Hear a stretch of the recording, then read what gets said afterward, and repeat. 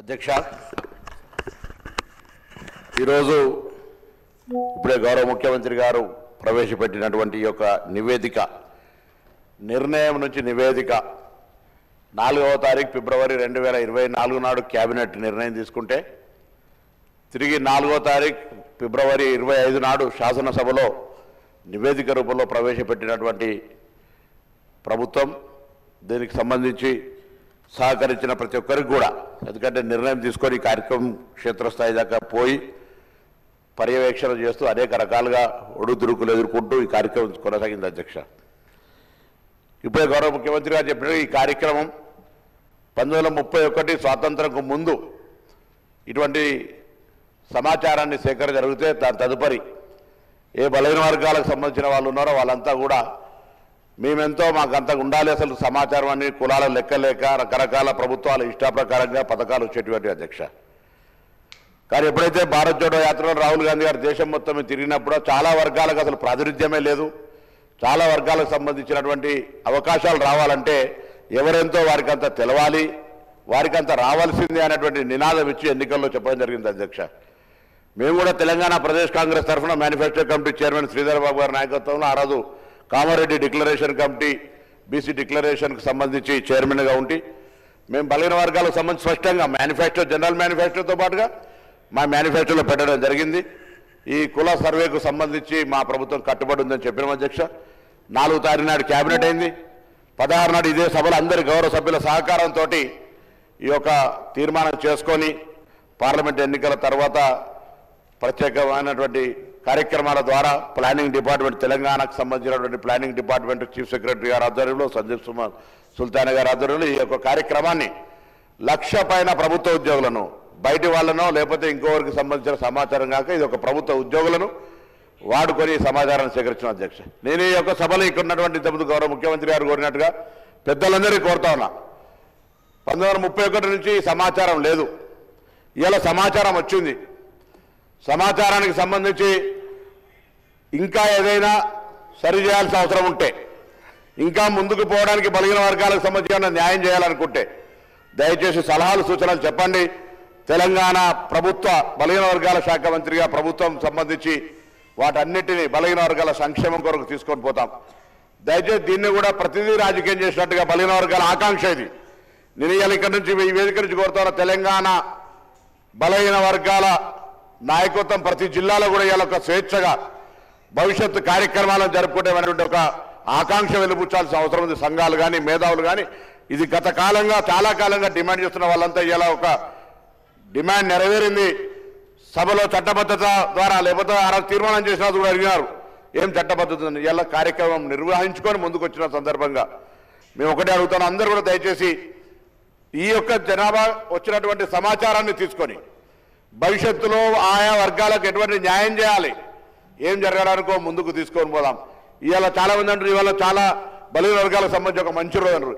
ఈ రోజు నుంచి ప్రారంభమైంది శకం భవిష్యత్తు వాళ్ళ అభ్యున్నతికి సంబంధించి.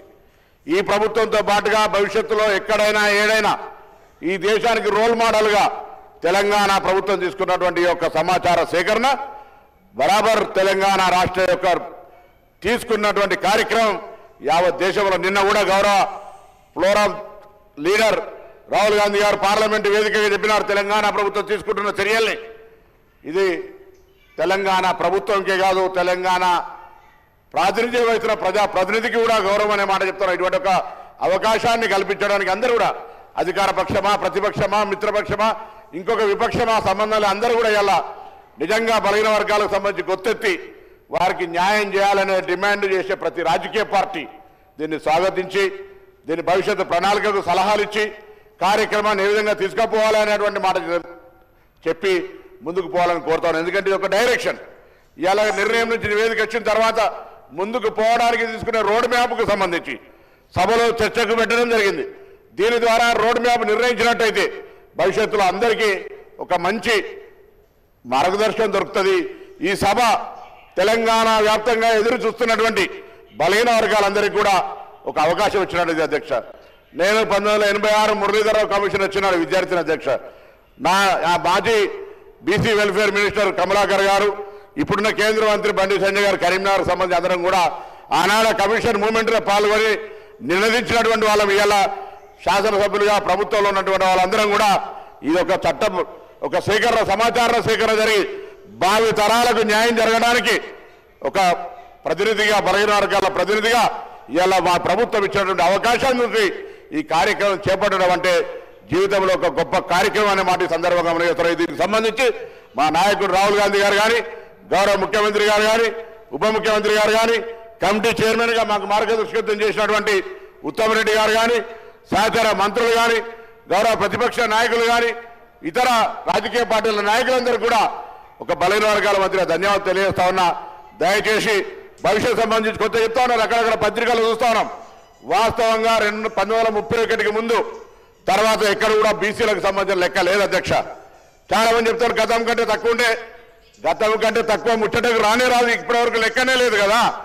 లెక్కనే లేనప్పుడు ఇలా జరుగుతున్న లెక్క రేపు కొలమానం అవుతుంది. దీనికి సంబంధించి ఎక్కడైనా ఇంకా భవిష్యత్తులో మళ్ళీ 5 సంవత్సరాలకు 10 సంవత్సరాలకు కులగణన జరిగే సందర్భంలో అటువంటప్పుడు తప్పకుండా మార్పు అవసరం అనుకున్నాడు. పెరిగిన జనాభా ప్రకారంగా వస్తుంది. ఇవాళ జరిగినటువంటి ప్రక్రియ ప్రతి ఇంటికి పోయి ఎవరైనా సహకరించకపోతే సహకరించి ఉండకపోవచ్చు, కానీ సహకరించిన ప్రతి వ్యక్తి దగ్గర వారిచ్చినటువంటి స్వచ్ఛంద సమాచారాన్ని తీసుకొని ఇవాళ ఇంత పెద్ద ఎత్తున ఒక నివేదిక తయారు చేసి 4 వాల్యూమ్స్గా సబ్ కమిటీకి సమర్పించినారు. సబ్ కమిటీ కేబినెట్ అప్రూవ్ చేసుకొని ఇవాళ సభ్యుల ముందు చూస్తారు. ఇంత పారదర్శకంగా న్యాయబద్ధంగా బలహీన వర్గాలకు న్యాయం చేయాలనే చిత్తశుద్ధి కాంగ్రెస్ పార్టీలో ఉంది కాబట్టి కార్యక్రమం తీసుకోబోతున్నాం అధ్యక్ష.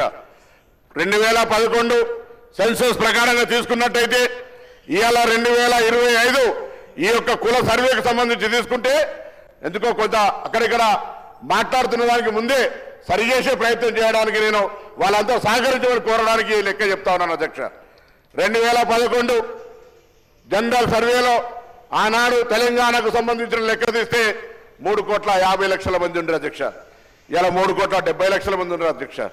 దానికి అనుగుణంగా కేంద్రం నుంచి అనేకమైనటువంటి జనాభా ప్రాతిపదికన దక్షిణ భారతదేశ ఉత్తర భారతదేశానికి సంబంధించిన లెక్క తీసుకుంటే కూడా మన ప్రాంతం అంతా కూడా దక్షిణ భారతదేశంలో కుటుంబ నియంత్రణకు సంబంధించి ఎక్కువ పాటించడంతో నేషనల్ యావరేజ్లో మనం తక్కువ ఉండి ఇలా 20 లక్షల జనాభా పెరిగింది.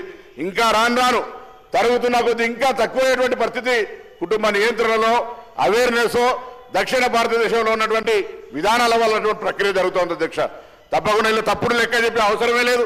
ఇంత చిత్తశుద్ధిగా దాదాపు 160 కోట్ల రూపాయలు ఖర్చు పెట్టి 1,00,000 మంది ఉద్యోగులను ఉపయోగించుకొని మొత్తం ప్రభుత్వం 100% ఒక సచ్చీలతతోటి మంచి మనసుతోటి కాంగ్రెస్ పార్టీ విధానాన్ని తీసుకొని పోయింది అధ్యక్ష. నేను మళ్ళీ కోరుతా ఉన్నా, ఏదైనా అంశం ఉంటే తప్పకుండా మంచి సలహా ఇవ్వండి. డెఫినెట్లీ దాన్ని సానుకూలంగా తీసుకుపోయేటువంటి బాధ్యత తప్పకుండా బలహీన వర్గాలకు నిజంగా న్యాయం జరగాలని అనుకుంటే బలహీన వర్గాల వారికి ప్రభుత్వం భవిష్యత్తు కార్యక్రమం మంచి కార్యాచరణ తీసుకొని పోవాలనుకుంటే అన్ని రకాల సలహాలను స్వీకరించడానికి సిద్ధంగా ఉన్నాం. దయచేసి అందరినీ కూడా గౌరవ సభ్యులందరినీ హృదయపూర్వకంగా కోరుతా ఉన్నా. దీన్ని కూడా రాజకీయం చేసి నేను పొద్దున కూడా మాట్లాడుతుంటే దయచేసి ఇది ఒక సున్నితమైన అంశం. చాలా కాలంగా ఆవేదనతోటి ఎంతో మంది మేధావులు ఎంతో మంది ఉద్యమకారులు విద్యార్థి నాయకులు ఈ అంశం గురించి ఉద్యమిస్తే ఇవాళ రాహుల్ గాంధీ గారి ఆలోచనకు అనుగుణంగా ఈ ముఖ్యమంత్రి రేవంత్ రెడ్డి గారు మిగతా అందరూ కూడా కలిసి ఎవరెంతో వారికంతా అనేది తెలవాల్సిందే. దాని కొరకు ఎటువంటి బేషిజం లేదు అనే ఆలోచనతోటి ఇవాళ ఈ కార్యక్రమం తీసుకోబడ్డది అధ్యక్ష. కాబట్టి దయచేసి సభాధ్యక్షులుగా మీరు దయచేసి ఇంతటి సెన్సిటివ్ ఇష్యూను అందరికీ బలహీన వర్గాలకు న్యాయం జరగాలనే ఆలోచనతోటి ప్రభుత్వం ఒక కార్యాచరణ తీసుకుపోయే సందర్భంలో దీన్ని కూడా ఏదైనా అటువంటి మిగతా రాజకీయ అంశాలను సంబంధం లేకుండా బలహీన వర్గాలకు న్యాయం జరగాలి, ఒక రోడ్ మ్యాప్ రావాలి.